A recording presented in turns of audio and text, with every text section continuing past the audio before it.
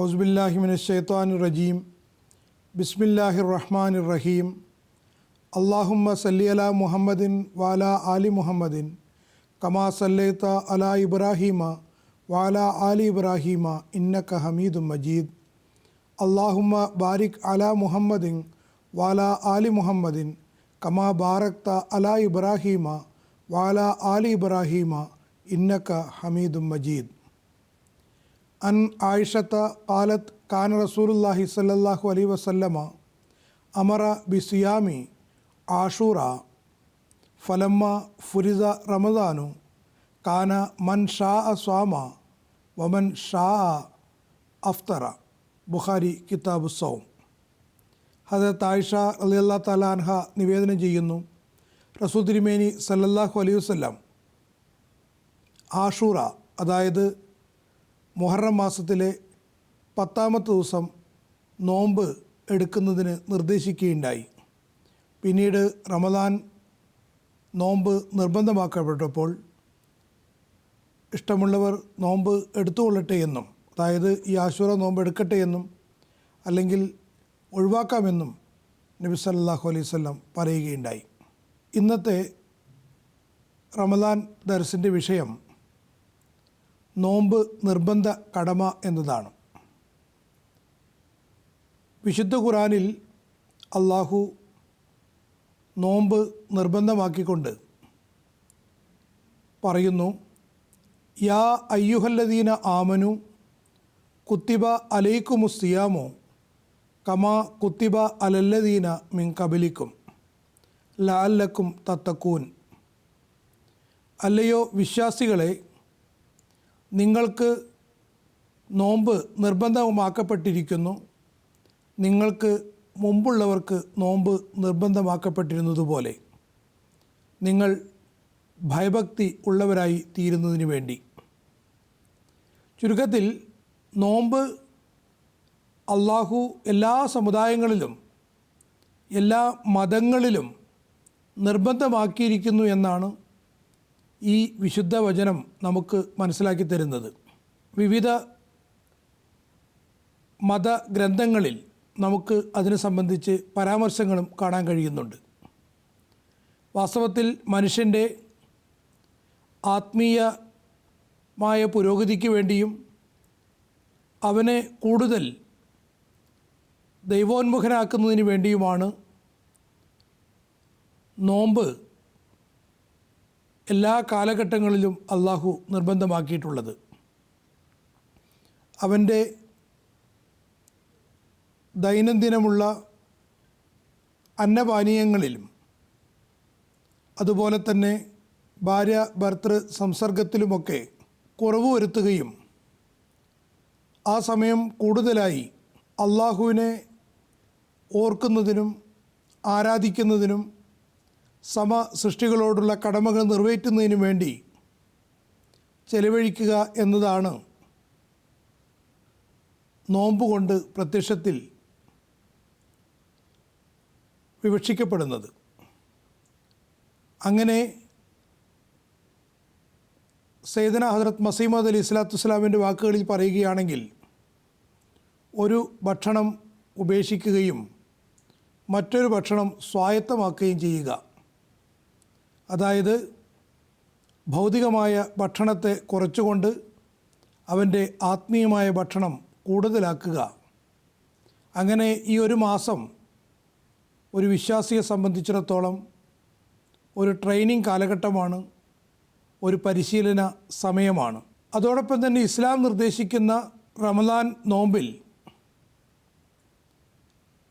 പല കാര്യങ്ങളും അവനോട് പ്രത്യേകമായ രീതിയിൽ വിട്ടുനിൽക്കാൻ വേണ്ടി കൽപ്പിച്ചതിൽ എല്ലാ തരത്തിലുള്ള കളവിൽ നിന്നും അവൻ മാറി നിൽക്കണമെന്ന് ഉപദേശിക്കുകയുണ്ടായി. അതല്ലെങ്കിൽ ആ നോമ്പ് കൊണ്ട് അവന് യാതൊരു പ്രയോജനവും കിട്ടുന്നതല്ല. അതോടൊപ്പം തന്നെ നബി സല്ലല്ലാഹു അലൈഹി വസല്ലം ഒരു സന്ദർഭത്തിൽ പറഞ്ഞത്, ആരെങ്കിലും അവനോട് ശണ്ട കൂടാൻ വരികയാണെങ്കിൽ അവൻ പറയേണ്ടത് ഞാൻ നോമ്പുകാരനാണ് എന്ന് പറഞ്ഞ് മാറി നിൽക്കട്ടെ.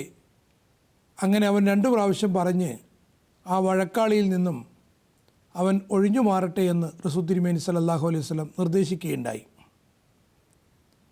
അതോടൊപ്പം തന്നെ മറ്റ് സൽക്കർമ്മങ്ങൾ കൂടുതലായി ചെയ്യുന്നതിന് വേണ്ടിയും നബി തിരുമേനി സല്ലല്ലാഹു അലൈഹി വസല്ലം നിർദ്ദേശിച്ചു. കൂടുതൽ വിശുദ്ധ ഖുർആൻ പാരായണം ചെയ്യുക, ദൈവസ്മരണയിൽ മുഴുകുക, ഐച്ഛികമായ നമസ്കാരങ്ങളും ദാനധർമ്മങ്ങളും ഒക്കെ കൂടുതലായി ചെയ്തുകൊണ്ട് ഈ നോമ്പിനെ അവൻ ഫലവത്തായി ഉപയോഗപ്പെടുത്തുക എന്നുള്ളതുമാണ് റസൂൽ തിരുമേനി സല്ലല്ലാഹു അലൈഹി വസല്ലം നമുക്ക് നിർദ്ദേശിച്ചു തന്നിട്ടുള്ളത്. ഇവിടെ ഒരു കാര്യം നമ്മൾ ശ്രദ്ധിക്കേണ്ടത്, മറ്റ് മതങ്ങളിലും നോമ്പ് അഥവാ വ്രതാനുഷ്ഠാനം അള്ളാഹു നിർബന്ധമാക്കിയിട്ടുണ്ട്.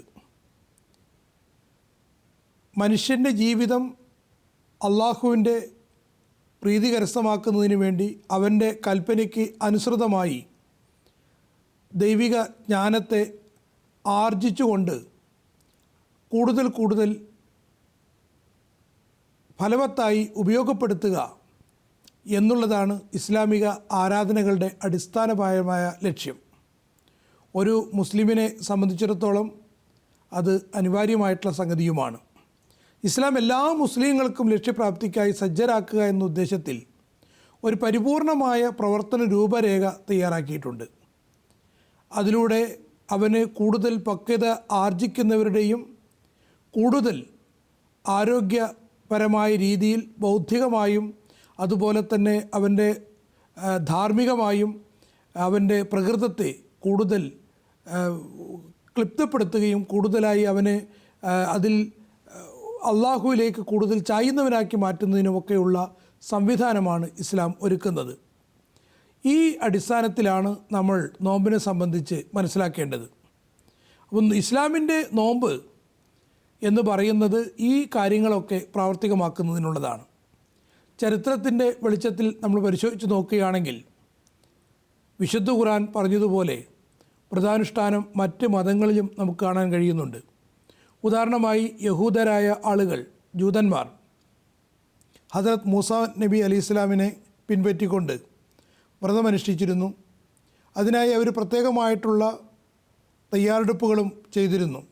ഹദരത്ത് മൂസ നബി അലൈഹി ഇസ്ലാമിനെ സംബന്ധിച്ച് ബൈബിളിൽ വരുന്നത് അദ്ദേഹം തൂർ പർവ്വതത്തിൽ 40 ദിവസം വ്രതമനുഷ്ഠിച്ചിട്ടുണ്ടായിരുന്നു എന്നാണ്. ഇതേപോലെ തന്നെ അറേബ്യയിൽ അന്നുണ്ടായിരുന്ന അറേബ്യൻ ജനത, അവരുടെ ഇടയിലും ഈ നോമ്പിൻ്റെ സംവിധാനം അല്ലെങ്കിൽ നോമ്പിൻ്റെ ഒരു ഏർപ്പാടുണ്ടായിരുന്നതായി നമുക്ക് കാണാൻ കഴിയുന്നുണ്ട്. ബുഖാരിയിലുള്ള ഒരു നിവേദനത്തിൽ പറയുന്നത്, അറേബ്യയിലെ വിഗ്രഹാരാധകരിലും നബി സല്ലല്ലാഹു അലൈഹി വസല്ലമിൻ്റെ ആഗമനത്തിനു മുമ്പേ തന്നെ ജാഹിലിയ കാലഘട്ടത്തിൽ ആശൂറയുടെ അഥവാ മുഹറം 10 വ്രതമനുഷ്ഠിക്കാറുണ്ടായിരുന്നു. ഞാൻ നേരത്തെ ആ ദിവസം സൂചിപ്പിക്കുകയുണ്ടായി. ആ ദിവസമാണ് കാബ ദേവാലയത്തിൻ്റെ അഥവാ കാബയുടെ മുകളിലുണ്ടായിരുന്ന ആ തുണി മാറ്റുകയും പുതിയ തുണിയിടുകയും ചെയ്തിട്ടുണ്ടായിരുന്നത്. ക്രൈസ്തവ ദർശനങ്ങളിൽ നമുക്ക് നോമ്പിനെ സംബന്ധിച്ച് കാണാൻ കഴിയുന്നുണ്ട്.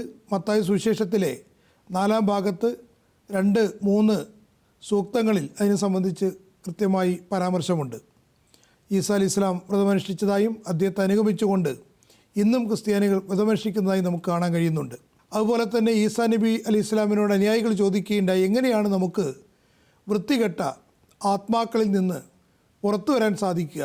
അതിന് അദ്ദേഹം കൊടുത്ത മറുപടി, ഈ വൃത്തികെട്ട സാത്താനികമായിട്ടുള്ള ആത്മാവ് ദുആയും വ്രതവുമില്ലാതെ പുറത്തേക്ക് പോകുന്നതല്ല എന്ന് പറയുകയുണ്ടായി. മത്തായി സുവിശേഷം 17-12 നമുക്കത് വായിക്കാൻ കഴിയുന്നുണ്ട്. ഇതേപോലെ തന്നെ മറ്റൊരു സന്ദർഭത്തിൽ നമുക്ക് മനസ്സിലാക്കാൻ കഴിയുന്നത്, യഹൂദികൾ വ്രതാനുഷ്ഠാനത്തിൽ ചില ആചാരങ്ങളും അതുപോലെ തന്നെ പ്രയാസങ്ങളുമൊക്കെ ഉണ്ടാക്കിയിട്ടുണ്ടായിരുന്നു. അതിൽ പ്രകടനപരതയും കാണാൻ കഴിയുന്നുണ്ടായിരുന്നു. അതിനാൽ ഈസാ അലൈഹി ഇസ്ലാം തൻ്റെ അനുയായികൾക്ക് നോമ്പിനെ സംബന്ധിച്ച് ശരിയായ ഒരു രീതി അന്ന് പറഞ്ഞു കൊടുത്തു. പറഞ്ഞു, നിങ്ങൾ വ്രതമനുഷ്ഠിക്കുമ്പോൾ കാണിക്കുവാൻ വേണ്ടി അല്ലെങ്കിൽ പ്രകടന കാണിക്കുന്ന ആളുകളെപ്പോലെ നിങ്ങളുടെ മുഖം ആക്കി തീർക്കരുത്. കാരണം ജനങ്ങൾക്ക് മുന്നിൽ വ്രതാനുഷ്ഠാനികളെന്ന് വരുത്തി തീർക്കാൻ അവർ സ്വന്തം മുഖം വികൃതമാക്കുന്നു.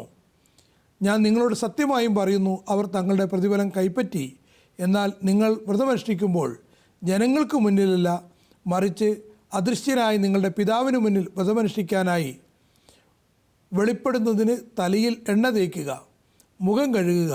മറഞ്ഞിരുന്ന് വീക്ഷിക്കുന്ന നിൻ്റെ പിതാവ് നിനക്ക് പ്രതിഫലം നൽകുന്നതാണ്. മത്തായി അധ്യായം 2. കൺഫ്യൂഷ്യസ് തൻ്റെ അനുയായികളോട് വ്രതാനുഷ്ഠാനത്തെ സംബന്ധിച്ച് ഓർമ്മപ്പെടുത്തുകയും അത് ചെയ്യണമെന്ന് നിർദ്ദേശിക്കുകയും ചെയ്തതായിട്ടും മനസ്സിലാക്കാൻ കഴിയുന്നുണ്ട്. അതുപോലെ തന്നെ ഹൈന്ദവ ദർശനങ്ങളിൽ നമുക്ക് നോമ്പിനെ സംബന്ധിച്ച് കാണാൻ കഴിയുന്നുണ്ട്. അവിടെയും ഇതേപോലെ നോമ്പ് അനുഷ്ഠിക്കണമെന്ന് നിർദ്ദേശം നൽകിയതായും, അതുപോലെ തന്നെ തിങ്കളാഴ്ചത്തെ നോയമ്പ്, അങ്ങനെയൊക്കെ പല രീതിയിലുള്ള നോമ്പുകളും അവർ ആചരിക്കുന്നതായി കാണുന്നുണ്ട്. പക്ഷേ ഇസ്ലാം നിർദ്ദേശിച്ചതുപോലെയുള്ള രാവിലെ മുതൽ വൈകുന്നേരം വരെ എല്ലാ തരത്തിലുള്ള അന്നപാനീയങ്ങളിൽ നിന്നും ഭാര്യ ഭർത്തൃ സംസർഗത്തിൽ നിന്നും വിട്ടുനിന്നുകൊണ്ടുള്ള നോമ്പ് മറ്റു മതങ്ങളിലൊന്നും ഈ രീതിയിൽ നമുക്ക് കാണാൻ കഴിയുന്നില്ല. ഒന്നുകിൽ അവർ മുഴുവനും 40 ദിവസത്തോളം ഒന്നിച്ച് ഒരു ഭക്ഷണങ്ങൾ ഉപേക്ഷിച്ചു, അതല്ലെങ്കിൽ ചില പ്രത്യേക ഭക്ഷണങ്ങൾ ഉപേക്ഷിച്ചു. ഈ രീതിയിലൊക്കെയാണ് നമുക്ക് മറ്റു മതങ്ങളിലും സമൂഹങ്ങളിലുമൊക്കെ നോമ്പ് കാണാൻ കഴിയുന്നത്. ഏതായിരുന്നാലും ഈ ഉപവാസം സംബന്ധിച്ചുള്ള ഈ ചിന്താഗതി എല്ലാ സമൂഹങ്ങളിലും എല്ലാ വിഭാഗങ്ങളിലും നമുക്ക് കാണാൻ കഴിയുന്നുണ്ട്. പക്ഷേ ഇസ്ലാം നിർദ്ദേശിക്കുന്ന ഈ നോമ്പിൻ്റെ പ്രത്യേകത എന്ന് പറയുന്നത് അതിൻ്റെ ആത്യന്തിക ലക്ഷ്യമായി പറഞ്ഞത് ലഅല്ലക്കും തത്തക്കൂൻ, നിങ്ങൾ നന്മ ആർജിക്കണം, അല്ലെങ്കിൽ അള്ളാഹുവിൻ്റെ തഖ്വ ഭയഭക്തിയുള്ളവരായി തീരുന്നതിന് വേണ്ടിയാണ് നോമ്പ് നിർദ്ദേശിച്ചിട്ടുള്ളത്. ഇനി നമുക്ക് ഇതിനോടനുബന്ധിച്ച് തന്നെ നമുക്ക് കാണാൻ കഴിയുന്ന എൻസൈക്ലോപീഡിയ ബ്രിട്ടാനിക്ക ഇതിനെ സംബന്ധിച്ച് പറയുന്ന ഒരു ഉദ്ധരണി കൂടി പ്രത്യേക ശ്രദ്ധേയമാണ്. അതിൽ പറയുന്നത് കഴിഞ്ഞ കാലത്തെയും അതുപോലെ തന്നെ വർത്തമാനകാലത്തെയും ഒക്കെ ഐച്ഛിക വ്രതങ്ങളുടെ മറ്റു പ്രയോജനങ്ങളിൽ നിന്നൊന്ന് മതത്തിൻ്റെ ഉദ്ദേശത്തെയും ലക്ഷ്യത്തെയും പൂർത്തിയാക്കുന്നതോടൊപ്പം അത് ആത്മപരിത്യാഗവും കൂടിയാകുന്നു. മിക്കവാറും എല്ലാ മതങ്ങളിലും വലുതും ചെറുതും മധ്യമവർഗത്തിലുമുള്ള വിഭാഗങ്ങൾക്കായി തുല്യനിലയിലുള്ള വ്രതത്തിൻ്റെ അസ്തിത്വം നമുക്ക് കാണാൻ കഴിയുന്നുണ്ട്. ഇനി അഥവാ വ്രതം സാമൂഹിക നിലയിൽ അല്ലെങ്കിൽ തന്നെ ദൈവിക ആഹ്വാനവും പ്രേരണയും കാരണത്താൽ വ്യക്തിഗതമായ നിലയിൽ അതിൻ്റെ രീതി നമുക്ക് കാണപ്പെടുന്നുണ്ട്. വ്രതത്തിൻ്റെ അടിസ്ഥാനവും വ്യത്യസ്ത രീതിക്കും കാലാവസ്ഥയ്ക്കും ഗോത്രത്തിനും സംസ്കാരത്തിനും ചുറ്റുപാടുകൾക്കും അനുഗുണമായി വ്യത്യസ്തങ്ങളായിരിക്കാം. എന്നിരുന്നാലും മതവ്യവസ്ഥയിൽ വ്രതാനുഷ്ഠാനം കാണപ്പെടാത്ത ഒരു മതത്തെയും നമുക്ക് കണ്ടെത്താൻ കഴിയുകയില്ല. അത് പ്രയാസകരമാണ് എന്ന് എൻസൈക്ലോപീഡിയ ബ്രിട്ടാനിക്ക 10ാം വാള്യത്തിൽ ഇതിനെ സംബന്ധിച്ച് പറയുന്നുണ്ട്. ഇനി ഒരു കാര്യം കൂടി പറഞ്ഞുകൊണ്ട് ഈ ദർസിന് വിരാമമിടാം. ഇസ്ലാമിക നോമ്പിൻ്റെ പ്രത്യേകത എന്ന് പറയുന്നത് അത് ഏത് തരത്തിലുള്ള നോമ്പാണ് നിഷ്കർഷിച്ചിട്ടുള്ളത് എന്നതുകൂടി ഇവിടെ പ്രത്യേകം ശ്രദ്ധേയമാണ്. റസൂൽ തിരുമേനി സല്ലല്ലാഹു അലൈഹി വസല്ലം ഇസ്ലാമിക നോമ്പിൻ്റെ സവിശേഷതയായി ചില കാര്യങ്ങൾ എടുത്തു പറഞ്ഞിട്ടുണ്ട്. ഹദീസിൽ നമുക്കതിനെ സംബന്ധിച്ച് ഇങ്ങനെ കാണാം. ഹദരത്ത് അബൂ ഹുറൈറ റളിയല്ലാഹു തആല അൻഹു നിവേദനം ചെയ്യുന്നു, റമദാൻ മാസത്തിൽ അള്ളാഹു എൻ്റെ ഉമ്മത്തിന് 5 സവിശേഷതകൾ നൽകിയിരിക്കുന്നു. ഇതിനു മുമ്പ് മറ്റാർക്കും തന്നെ അത് നൽകിയിട്ടില്ല. 1, നോമ്പുകാരൻ്റെ വായിലെ മണം അള്ളാഹുവിൻ്റെ പക്കൽ കസ്തൂരിയേക്കാളും പ്രിയങ്കരമാണ്. 2, നോമ്പ് തുറക്കുന്ന സമയം വരെയും മലക്കുകൾ നോമ്പുകാരന് വേണ്ടി ഇസ്തിഗ്ഫാർ അഥവാ പാപപ്രതിക്ക് വേണ്ടി പ്രാർത്ഥിച്ചു കൊണ്ടിരിക്കുന്നു.